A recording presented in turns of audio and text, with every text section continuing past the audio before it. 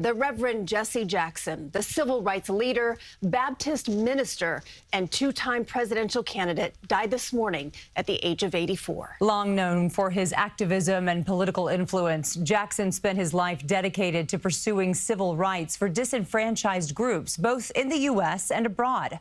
His activism and diplomacy buoyed his first campaign for president in 1984 and then again in 1988.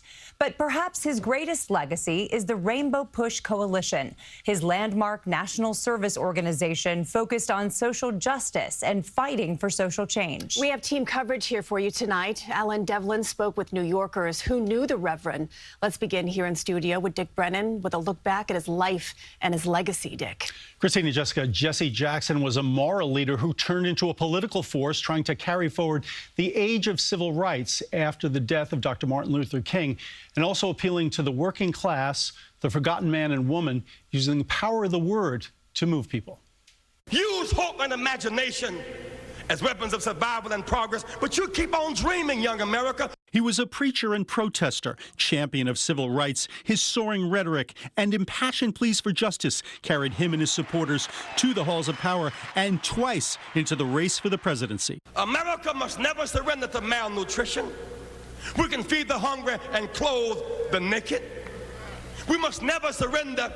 We must go forward. He fought for equality because he'd seen so much struggle in a movement he had hoped would have, as Dr. King would want, an arc towards justice. I was born in Greenville, South Carolina, in rampant, radical racial segregation. I had to be taught to go to the back of the bus or be arrested. Both men were in Memphis in April 1968 when Dr. King was assassinated. He said, "Jesse, you know, you don't even have on a shirt and tie. You don't even have on a tie. We're going to dinner."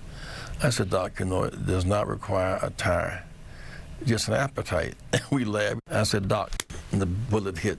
Jackson would take the civil rights movement forward. He formed Operation Push, pressuring businesses to open up to black workers and customers, and carried his message in 1972 to the black community in Los Angeles. In what we have shifted from burn, baby, burn to learn, baby, learn. He would step on the world stage. In 1984, he helped win the release of an American pilot from Syria. To the White House! In that year, he made his first presidential push, considered a long shot, but garnering 18% of the vote and finishing third, despite an offensive comment he made about Jews. This campaign has taught me much, that leaders must be tough enough to fight, tender enough to cry, human enough to make mistakes. Jackson ran again in 1988, doubling his vote count and finishing second in the Democratic race. We must never surrender.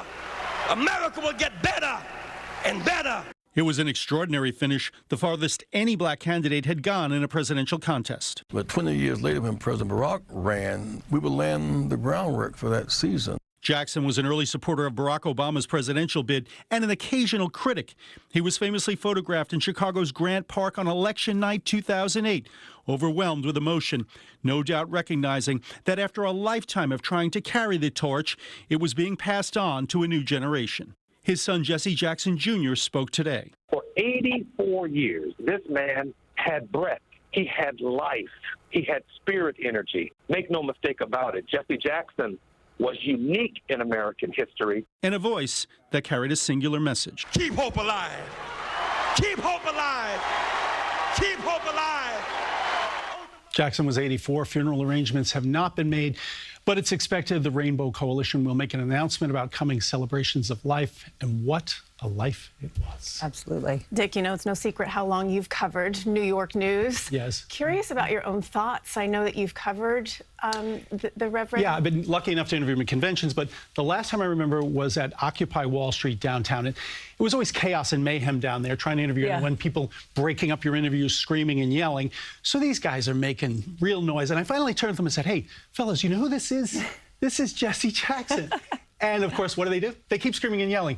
And he leans into me and he goes, "They don't know nothing." He goes, "And nothing about protest." And I thought to myself, well, there's a guy who knows a little bit about protest. He could teach them a few lessons, He right? sure could. Perspective, for sure. Absolutely. Dick, thank you for that perspective. Reverend Jackson's legacy has strong ties to New York City, where religious leaders and politicians credit him with paving the way for others.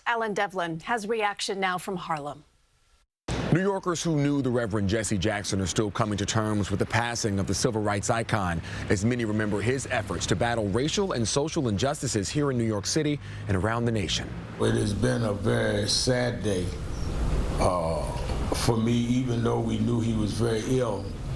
When the moment comes, you're not prepared for it.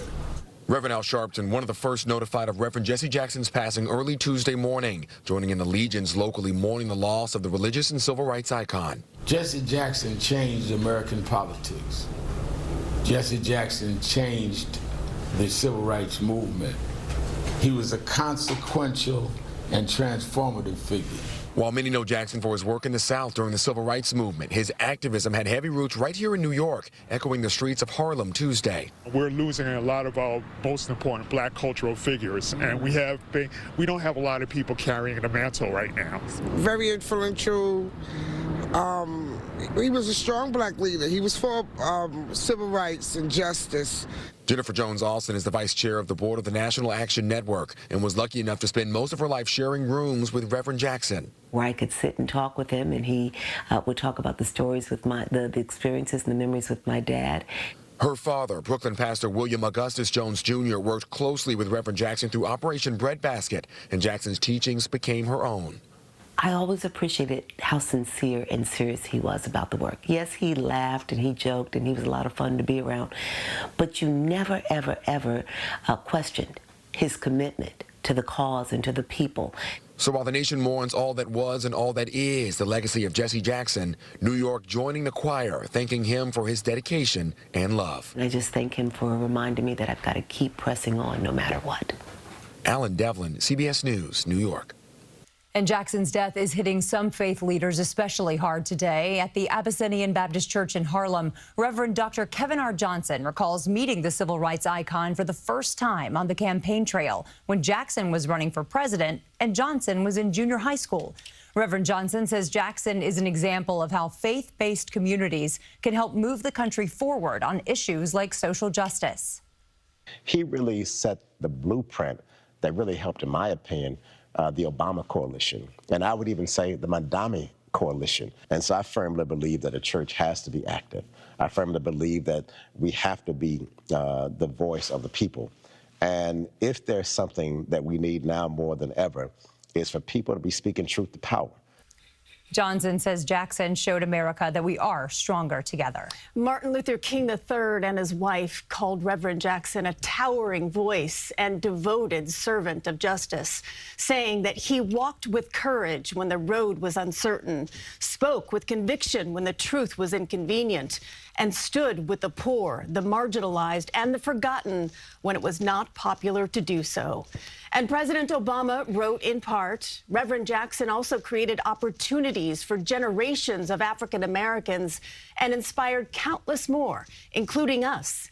In his 2 historic runs for president, he laid the foundation for my own campaign to the highest office of the land.